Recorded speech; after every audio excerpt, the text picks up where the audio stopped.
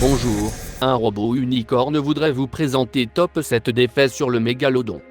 Sur l'une de nos récentes vidéos sur les plus grands requins, il y avait beaucoup de commentaires sur le fait que le plus gros requin du monde est le mégalodon.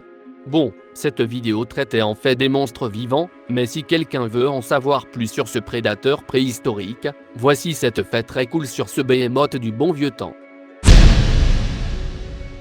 Le plus gros requin de tous les temps. Le mégalodon était le plus gros requin qui ait jamais vécu, on lui prête une longueur comprise entre 15 et 21 mètres de long. C'est aussi long que 3 grands requins blancs.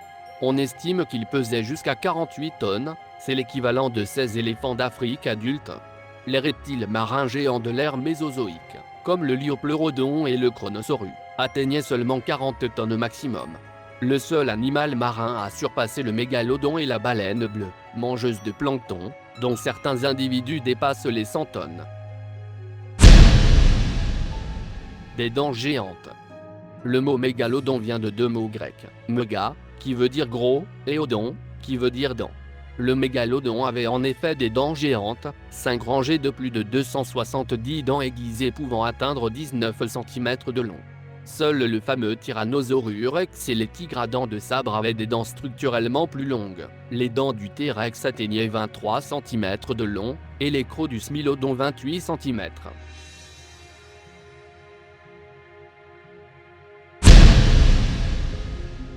Une morsure de monstre. Le T-Rex avait peut-être les plus grandes dents prises une par une, mais le mégalodon avait vraiment les plus grandes mâchoires. Les plus grandes à avoir été reconstituées à ce jour mesurent 3,5 mètres de large, et presque 3 mètres de long. C'est assez gros pour avaler tout un bus scolaire, avec encore un peu de place. Ajoutez à cela des dents gigantesques, et qu'est-ce que vous obtenez? La morsure la plus puissante de l'histoire, environ 10 fois plus puissante que la morsure d'un grand requin blanc, assez puissante pour écraser le crâne d'une baleine préhistorique comme si c'était un grain de raisin. L'ancêtre du grand requin blanc? Puisque l'on parle du grand requin blanc, les scientifiques se sont à un moment mis d'accord sur le fait qu'il s'agissait d'un descendant du mégalodon, mais c'est devenu depuis sujet à controverse. Certains pensent que les mégalodons et les grands requins blancs coexistaient pendant une période, ce qui en ferait de lointains cousins, en quelque sorte. Les mégalodons se seraient même nourris de grands requins blancs.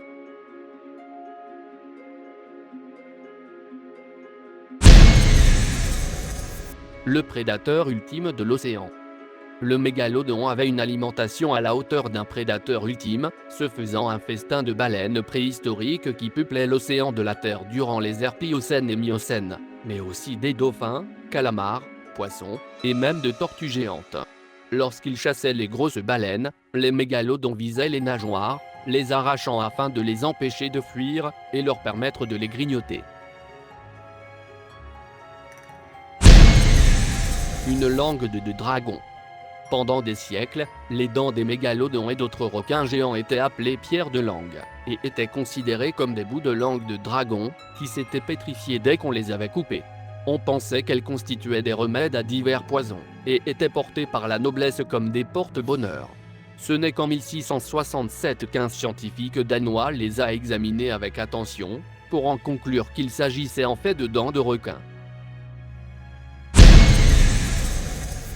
Le mégalodon existe-t-il encore?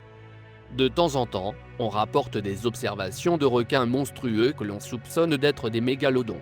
Cependant, les scientifiques sont convaincus que le mégalodon s'est éteint il y a maintenant 2 ou 3 millions d'années, au minimum.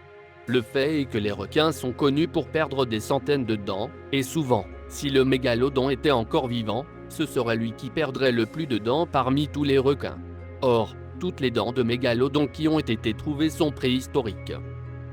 On sait également qu'environ 60% des océans restent encore à découvrir, donc qui sait si un mégalodon peut surgir. Alors faites attention la prochaine fois que vous partez faire du surf sur une mer inconnue. Merci d'avoir regardé. Et si vous aimez la vidéo, donnez-lui un like et abonnez-vous s'il vous plaît.